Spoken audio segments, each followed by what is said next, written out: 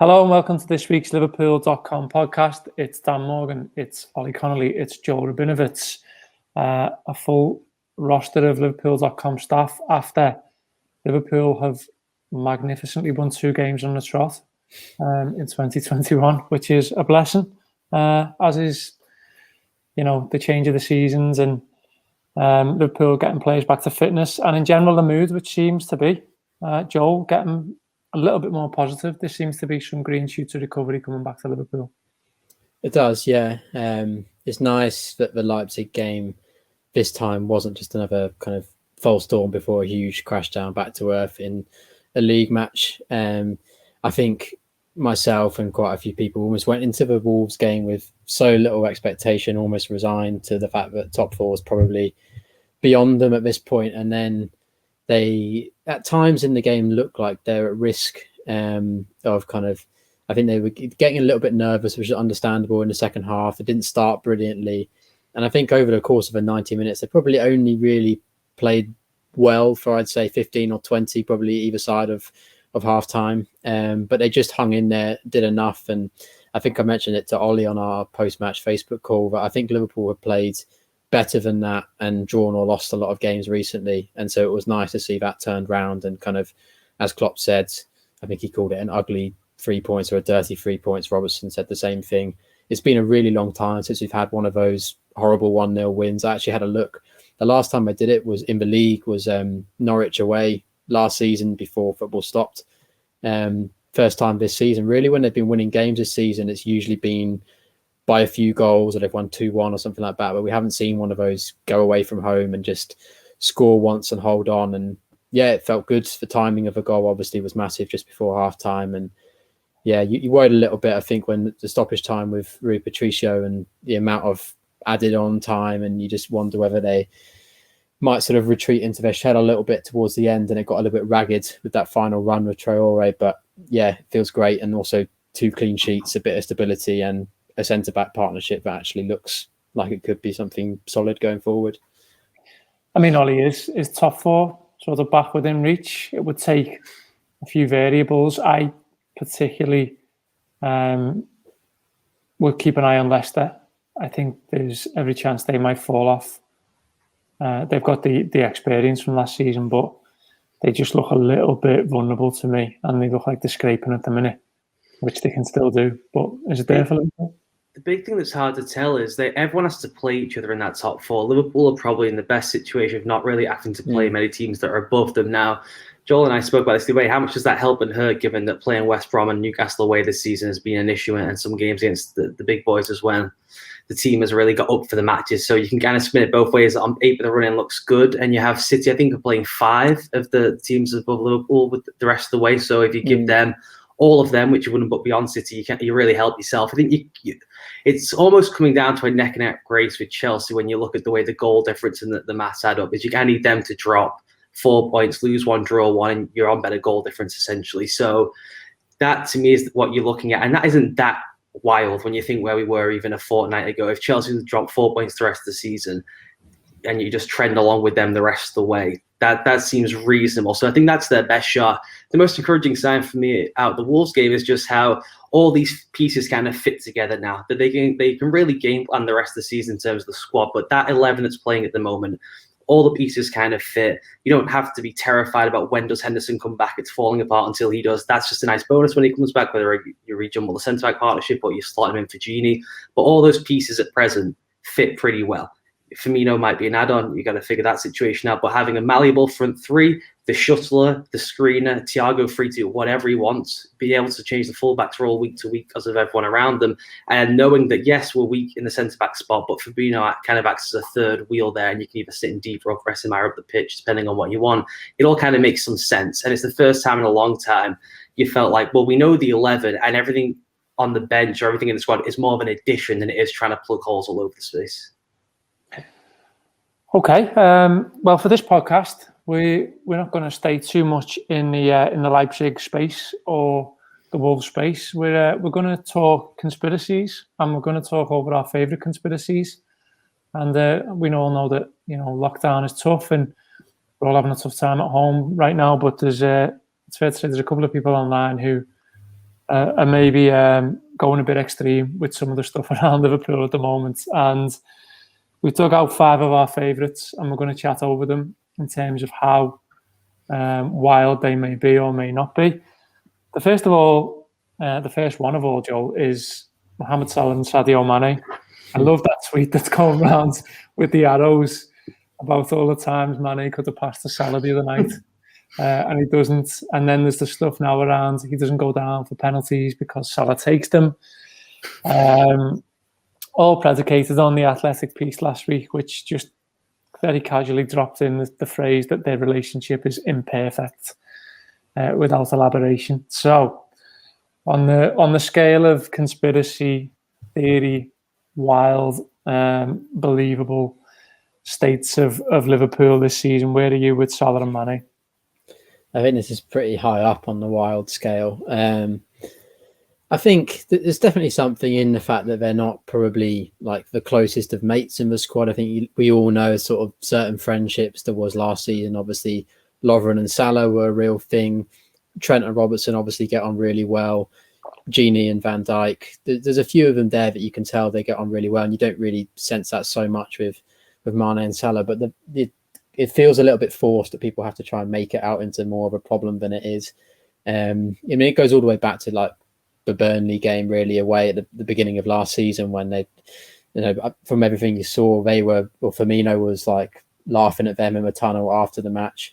The media obviously made a huge deal out of it, and from everything you heard from inside the squad, they just found it funny really. And I think it's a healthy form of competition really. You go back to Liverpool's other kind of really successful partnerships in the past. I think they've actually spoken about it. I remember hearing on a podcast, I can't quite remember where, but Sturridge was asked about how his personal relationship with Suarez was, and he said off the pitch they weren't particularly close or anything, but they just had really good chemistry together and did amazing things. And you don't have to be best friends with whoever you're playing with to do really good things on a football pitch. So yeah, I'm not sure I buy that one. The thing about Mane not going down because he's not going to take the penalties to score, I mean, I think of all the players in that squad, they're all fiercely competitive athletes who want to win. But I think Mane probably, you just watch him, he absolutely hates losing football matches more than most. So the idea that he is going to go out of his way to not help Liverpool win, I think he's just going through one of those strange periods. We've seen it before with him where just he's overthinking things and not playing his natural game really for whatever reason, and it will come back. I actually thought he played quite well against Wolves the other night despite not scoring. He did pretty much everything else and obviously gets the assist. So yeah, I don't really see too many problems there. Salah's numbers this season speak for themselves. I think his 25 goals, he's on course for his second best season. So I think, yeah, of all Liverpool's many problems this season, to try and make out that this is one of them, I think feels a bit of a stretch to me. I mean, Mane's doing a lot of the ugly things despite being placed in a centre forward position, Ollie, isn't he? He's playing centrally when Jota comes back in, for example, but he's doing a lot back to goal. He's winning a lot of headers. He's taking a lot of knocks, kicks and bruises. If there's one thing he isn't, it's he's selfish in the sense that he's playing for himself. He does most of his work for the team. Yeah, the idea that the conspiracy theory of not going after penalties and stuff is just hilarious. People just don't think like that in split-second moments. When he goes around the keeper the other day, Thierry Henry points out really well, he went with the wrong foot by mistake. You also think, well, I'll go with this foot, so then he can't take me down to then mow and take a penalty. It's just too long to even have that thought. He's been much better the last couple of games. I did think that he's dropped off more than most this season. His finishing's been pretty poor. He's dipped in and out of games more than usual. And it's not been a kind of a sustained 70, 80 minutes of excellence that you would expect from him. But on the whole, I mean, he might be the most gifted athlete in the whole squad. And that turn of pace, that stuff we spoke about before, he'll just stop and hit the stop button along the sideline and just surge past another world-class athlete. It's the kind of stuff that there are so few players in world football who can do. You really are talking about Neymar and Mbappe, the greatest of the great athletes.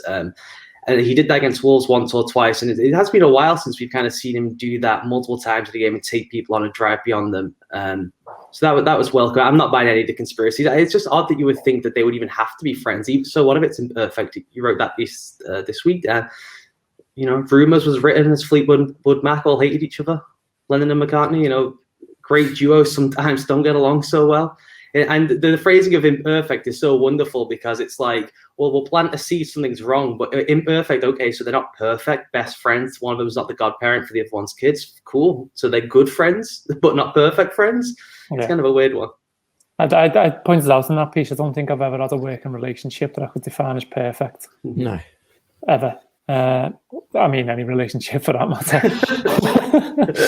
So that one is pretty much high on the agenda and high in the conspiracy stakes. The next one, I think the next most pressing one is got to be the sort of physio sports science element. Ollie, I'll come back to you. It's pictures of Chris Morgan on Twitter with a red X through him. It's I mean, it's up there, isn't it? It's really frustrating, that one, because it's the one everyone knows the least about. It's why I get probably more precious than most coming from covering American sports most of my career, where they release a daily injury report, which is often fanciful anyway, but at least you get a daily update on where people are at. And you kind of have to squeeze out of managers, and they tell half-truths or they admit information in the Premier League. But there's really no need to know unless they're on the pitch, on what the extent of the injuries are. You have no idea what's going on. It's the thing that fans, writers, broadcasters are the furthest removed from the realities of the building, is the health of the players. You will never know. Is there a case to be made that maybe they whiffed on their preseason program compared to other teams? Jose Mourinho ran a massively different preseason program to Liverpool. That could be possible, but we would never know. That would only be known in the building based on all the data analysis they do on blood samples of players. It's not even just an eye testing anymore. So it's the most ludicrous one to me. And to take it to that extreme, it's just daft too. You can't legislate for your best player getting his knee ripped apart back from a terrible tackle that went on. Joe Gomez went down in a non-contact jog on England duty. It had nothing to do with Chris Morgan. I mean, Joel, it is. You become lost sometimes, don't you, with this? And I think it's been around a while, this sort of narrative, not on Morgan, but just in general, that when it goes wrong in seasons and there's one or two injuries, it's very quickly that you point to medical departments and stuff like that. And we've seen over the years, Jurgen Klopp has built, a consummate sort of well-oiled system at Liverpool, which gets them their marginal gains that he talks about all the time. And I think Ollie's right to point out that the pre-season was so truncated and it was so condensed that the preparations weren't great, and they weren't helped by the fact that I think wherever they were in France, and they ended up having monsoons and stuff like that. Austria, wasn't it? Austria, sorry, yeah. Yeah. So there was a myriad of factors that were present, but I mean, let's all not forget that we were still top of the league on Christmas Day. It's not as if we've started the season and you've looked at us like you looked at Tottenham or Everton on the first game of the season and thought, by God, they're not fit. The ironic thing as well is that, like, the last two seasons, people have been praising Liverpool for the fact that they've had so few injuries to key players and that they've done so well with their conditioning to keep the front three fit pretty much non-stop. The fullbacks barely missed a game of injury. Van Dijk played every single minute in the league last season. That's been like an ongoing thing that Liverpool are really good at avoiding. And you mentioned there, Klopp's gone out of his way to piece together a really cutting edge, best possible kind of fitness and medical department out there. He's gone and got the what's her name, Mona Nemeth from Bayern Munich, Kornmeier, obviously the fitness coach. Liverpool are above and beyond most clubs in this regard, and a lot of the injuries they have had this season, the Van Dijk one, as Ollie says, is just a complete freak. For Thiago one, same thing, same game. It's just a tackle that you can't legislate for. I understand people's frustrations with the Jota injury because it comes in a match that he doesn't need to be playing in. But then I suppose if you ask Klopp, I think he was rested in the game before that. His actual kind of total minutes at that point of the season was pretty low. And Klopp would just argue that for rhythm and confidence sake, if he could go out there and just play a few minutes, get a goal, then that would have been good for him. That was probably the thinking, and it backfired. But I think as the other unspoken thing a little bit about Liverpool's injuries this season is some of them have just been by consequence of the other injuries, basically. So Fabinho, I think he's had 2 or 3 different soft tissue issues now with his hamstring, and I think he's done his calf, or Henderson's done his calf. But the reason he's playing so many games back to back with so little rest is because Klopp hasn't had the options. It's basically been a choice of ask the same players to go again or throw in the kids, which isn't really fair when they're not ready. So that's why you've seen players like Fabinho pick up injuries. Henderson's got injured now because they've just been going way more than Klopp probably would have ideally chosen. I mean, I think it's miraculous that Robertson and Trent are still okay. I know Trent had a bit of an issue in, I think it was November, he pulled a muscle or something, but Robertson has barely missed a minute, and that's seems remarkable to me. So I think, yeah, the idea that you could kind of blame the fitness department really for the bulk of these is a bit fanciful, to be honest. It also, that conspiracy theory flies in the face of the other preferred one, which is about the investment in the club in terms of transfer fees. The whole point of the model is to invest in every other area of the club to the maximum degree. They pay more than anyone for the medical department. They pay more than City for all the fitness staff. They employ more people than City in their fitness staff, including the performance analysis, to try and get a infinitesimal advantage. It's easier to go and pay more for your medical staff than it is to find 60 million quid in the transfer market. That's the game plan they try and make with scouting, with every single department they have, is we'll pay more in that area so we don't have to pay as much in the transfer market. So you can't have both of them.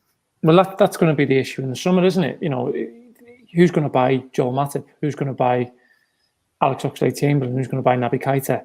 Especially if they pick up with the knocks. You know, these are players who you're faced with no option really other than to put the work in terms of a sports science aspect and conditioning aspect to get them consistent and get them consistent. The Schlumberger appointment is worth pointing out in that as well. Yeah. The guy they brought in from Schalke, which I think is why we've seen Jota come back a bit later than people first thought. Keita as well, off the back of his most recent injury, because I think they brought this guy in specifically to do extra rehab work, so that even if they could throw him into action a couple of weeks earlier, they're just doing extra sessions so that they're building up that fitness of it when they do come back. They're not just picking up knocks again within a few games. So, okay, never too far away from the conspiracies. Fenway Sports Group.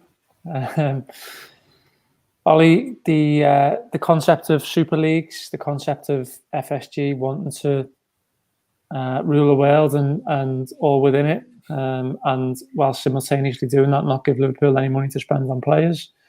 Where are you with the FSG conspiracies? Well, there's we got to pick apart 10 to 12 different ones. I think that it's hard to keep a tab on all. I've got the chalkboard with all the red strings, trying to figure out where it all leads to. How it ends up with John Henry paying us, which we're always accused of. I'm not sure. I haven't seen any of that money from Mr. Henry. I wish. Yeah, I know. I think the Super League, that one is really real. I've written about this a ton, of them trying to franchise the British sport. I think they can have their own league in the middle of the week. Barcelona, Real Madrid, all the big boys, AC Milan, the clubs that maybe have taken a fall from grace recently and try and buy their way back into the Super League. And then we get to have our domestic football on the weekend. I think they can really do that. But the way they've tried to write the Super League document is that it's completely self-sustaining, so it just churns out cash. And it basically is an NFL model planted onto the Premier League game, where they've written it in quite a creative way alongside FFP, where we don't really tell there's a salary cap as fans. And so that kind of instant repulsion of, oh my God, salary cap, oh no, don't like that. The red meat to fans is, well, you'll get United Barcelona every fortnight rather than Molde versus Shakhtar Donetsk. And by the way, it's £15 for away fans in on the door. I think that's how they're trying to level it out. And when you say it like that, it kind of makes some sense. But just the idea of having this small cabal of teams run the game forever, and it loses some of its romance, and it loses some of the beauty of both European Cup and the domestic game, it doesn't fly for me. And you only have to look at who they're in partnership with. It's the Glazers, it's Agnelli, it's all those people. So I don't think that is even a conspiracy theory. I think that is, if you line that up for any business person, free money, they would say, fantastic, how do we do that? That we get to cap our outgoings, but it's unlimited incomings, wonderful. And that's the game plan. I think Ollie's right to point out that it's a very real thing, Joe. I mean, Project Big Picture was the clearest example of that. And within that, I mean, did you see, I know it's going back a while now, but mean, did you see anything that set off the warning signs, or could you see reason in what was put forward at that time? I mean, it's very clear that Fenway, for example, they don't understand. They like getting the money from TV deals, but they don't understand why Liverpool can't sort of take control of that themselves and almost become, part of 3 or 4 other clubs who are having the final say on stuff like TV money and general overall control and power over situations within the league, because they, in their opinion, bring in the most revenue. Yeah, I mean, there was talk over the summer, wasn't there? And I think it's ongoing that they're looking to buy. Is it another European club? Ollie will know more about this than me. They want to kind of expand their portfolio within football, which is interesting as well. So it's, I think, definitely something that you could believe in them wanting to do.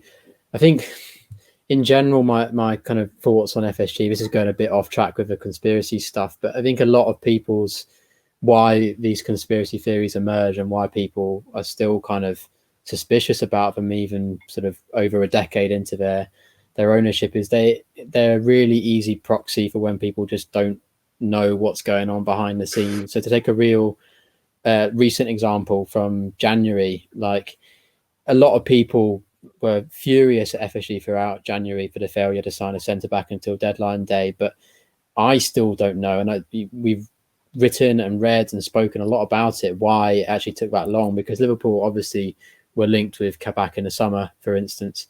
So it's not like he was a new target, but just emerged out of nowhere late on in the window. They would have known going into January that he was somebody on their list. How high up that was, we're not quite sure. But what we don't know is whether Klopp wanted to sign him on the 1st of January, but FSG said no. We don't know what money Schalke were asking for at that point, because apparently they were quoting something like 30-40 million at one point. So it might have taken a bit longer for Liverpool to kind of knock them down to the deal they eventually got. And so there's always like missing pieces that people don't quite know. We don't know what Klopp's stance was throughout the window, whether he was quite happy and just said to the ownership, look, I'm happy to go the rest of the season with a mixture of Fabinho, Henderson, Nat Phillips, and we'll just see where we are. And so FSG, they're just become the really easy solution. We can just blame them and say they haven't given them the money. And I think, again, we'll probably have to do the same thing this summer. I'm not saying they're perfect owners by any stretch, but if Liverpool don't end up signing whoever their prime targets are this summer, or certain players leave who people don't want to leave, it will automatically just become an FSG problem. Whereas I think in reality, a lot of these issues are a bit more complex than people make out. I mean, conspiracies aside, Ollie, there is the LeBron James stuff today, and that is something which, again, has got tongues wagging. And you wrote something this morning on how this could all sort of come under one bubble, and it all could have a lot to do with Nike. Yeah, I think what's important to note whenever you see stuff about FSG is that they operate with everything as the group, and then it's led by John Henry. Tom Werner is probably the largest sounding board, the most public face other than Henry. But everything is about the group. The Red Sox and the New England Sports Network, the TV vehicle, are as important as Liverpool Football Club in that venture. And it's really hard as a fan to divest yourself and say, I really care about this thing. I love this thing. I think about it constantly. Why don't they care as much as me? They just don't. It's just never going to happen. They're not going to invest beyond their means. None of it will happen. And to be fair to them, they have been pretty straight up and frank about it all the way through, that it has to be self-sufficient, it has to be self-sustaining. And that means that when we get 80 million, it's going into a stand and it's not going into a midfielder. That they're kind of pretty transparent about it. I think what is important to know is that they are not going anywhere anytime soon. The long game plan is to sell the entire group. It's not to sell Liverpool Football Club to someone in the Middle East for $4 billion. It's to sell the entire enterprise, the Red Sox, the TV networks, in an $12 million deal in the next 10, 50 years. And that includes, by the way, if you go through the proposal for the Super League, Project Big Picture, and the expanded Champions League, is their own Liverpool TV channel. They don't understand why they have to give broadcast rights away to Sky, BT, when they could just have Liverpool TV channel showing all their games. That is the next frontier, is to try and get everything under one umbrella. So that is where I think they go the next 6-8 years. Has a ton to do with Nike, as I wrote in that piece. So I think it's just important to state like that the next 6, 7, 8 years, they're not going anywhere. At some point, they may sell it, but you got to try and find a buyer who would buy a baseball team, a sports network that is only in New England, and Liverpool Football Club. That's a big asking price. I would also just add in on the FSG thing. People talk about them like they're just one single entity. They just say the word FSG, but Klopp's really good mates with Mike Gordon, who's the president. He and Michael Edwards, from everything you read, kind of are in regular contact, speak every day, get on really well, just enjoy chatting about things. And Gordon's the one who's really into football and the day-to-day aspects of stuff. And then you've got the other guys, Henry and Werner, who are sitting in an office somewhere on the other side of the Atlantic, who kind of have a big role in the decision making, but aren't so much kind of to do with the day-to-day stuff. So saying that FSG are a problem for Liverpool, or Klopp's got a fractured relationship with SSG just doesn't really make sense, because there's different people there. They're not just one single blob who all do the same thing. Indeed. Move on to the next one. Jurgen Klopp and his future, Joel. A lot of Germany chat. A lot of sudden bursts of panic about whether Jurgen Klopp would consider leaving Liverpool early. I know his agent came out recently and refuted that. I mean, for everything you know about Klopp, it's a setback like we've had this season is only going to be something that drives him. It's only going to be something that stokes the fires with him. And, you know, you wouldn't even envisage, therefore, something like the Bayern Munich or the Germany national job being able to tempt him from at least the time in which his current Liverpool contract is up in 2024. No, I mean, I'll be honest, like after the Fulham game, I think it was, I had a bit of a moment where I was just like, this isn't good. This has gone on for probably a little bit too long now, and Klopp didn't look like he was enjoying it. His body language, even just the way he looked in his interviews, he just looked defeated, disengaged, like he was just had enough of the whole thing. And that's understandable given what he's been through over the last few years with this team, what he's been through personally of late, to do with his mother, obviously. But it must have been a huge stress that none of us could imagine, having to play the role he does with that amount of kind of hope and expectation on his shoulders in the public eye, getting asked the same tedious questions after every single defeat. When you've got that going on in your own personal life, is a really difficult thing. And there was a point where I was kind of a bit worried. But then you do think, well, where would he actually go? Because he's already shut down the Germany thing. I understand why there's an obvious link there. He's from Germany. It basically goes as far as that, and they would probably like to have him. But the way he is as a manager and a person, you think he'd want to be in a job where he's involved in the day-to-day, the long-term development of players, getting to know people on a really close level, and it being a project, whereas being a national team coach is just a completely different way of managing. You only see your players every few months. It's much more sort of game to game rather than training ground stuff, which is every time he speaks, he emphasizes the importance of what they do in training. So I never really thought that was a goer so much. I think as well, like, I know people saying like the current predicament and whether that would just be a little bit too much for him, but we've written about it on the site before. You go back to way earlier in Klopp's career, he's gone through a lot worse than this. Back in his Mainz days, there's a really good, if you read the Honigstein book, it goes into some good detail about this. But I think he lost out on promotion with Mainz 2 seasons in a row. I think once was by goal difference on the final day, and the other one was by a single point or something going into the final day, and then he eventually took them up. So he's a manager who's used to things going really badly wrong, huge disappointment, and he's come back from it before. And I think he is one who will just want to at least see his contract out of Liverpool. And I do struggle to see him moving on to another really high profile job after this. I have to say, I think he'll be close to 60, I think, by then in 2024.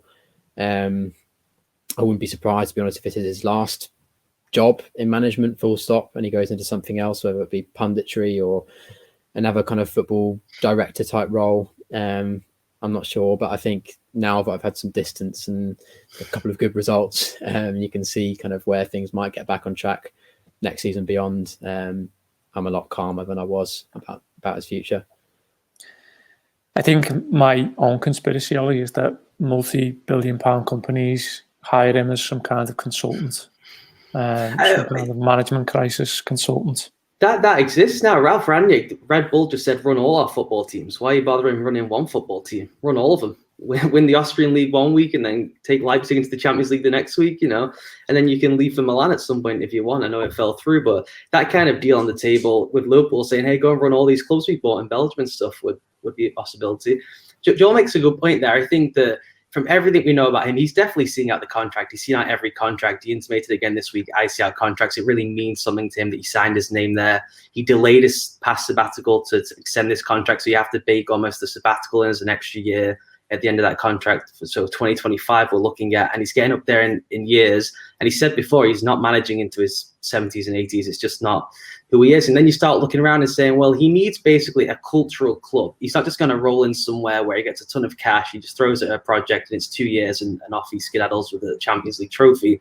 That's not what he likes. He likes to be a part of the city. He likes to be a part of the fan base. There just aren't that many clubs left where he would win stuff. I don't know if Bayern Munich would scratch the same itch as doing stuff with Dortmund. I'm not sure that Juventus fits that bill either. It's all a bit corporate and a bit like, everyone else has won here. What am I really doing? And the only other one that would even fit would maybe be Barcelona. And do you want to be the guy who goes in there, given what's going on now, and in a post-Messi landscape in 4 or 5 years when it might be a bit of a mess? That doesn't seem. That's the only one I could maybe see in 2024. But I just think the options are so slim. It's not much out there for him, which is mad because he might be the best manager in the world. He might be the best manager of the last decade. He might be the guy who defines the 2010s onwards as a football manager. And yet it's everyone wants him. And I'm not even sure there's a fit there beyond taking a sabbatical in 2025 and rolling 26 onwards with the national team. Do you think also as well, though, there's a possibility that this sort of high intensity, I know this is not his staple, even though it's his identity, the sort of gegenpress football becomes unfashionable over the next few years. Do you think do you think if Klopp was, for instance, to step away from football for 2 years, he might find that it has moved on in a way in which it did from someone like Mourinho at the time that he was away from England in general? It's a very specific thing that he asks, I guess, is what I'm getting at.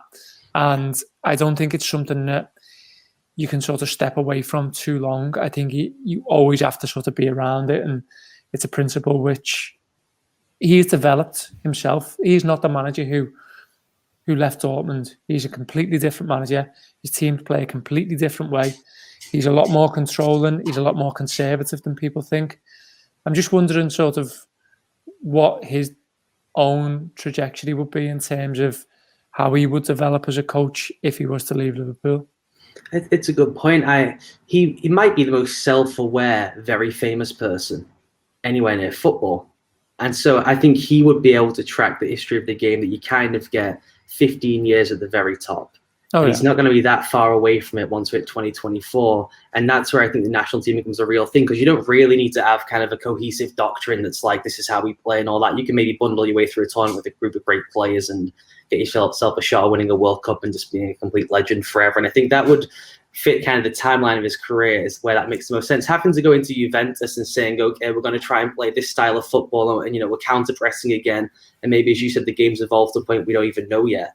It just seems like a massive ask of a man who, like Joel said, will be nearing his 60s.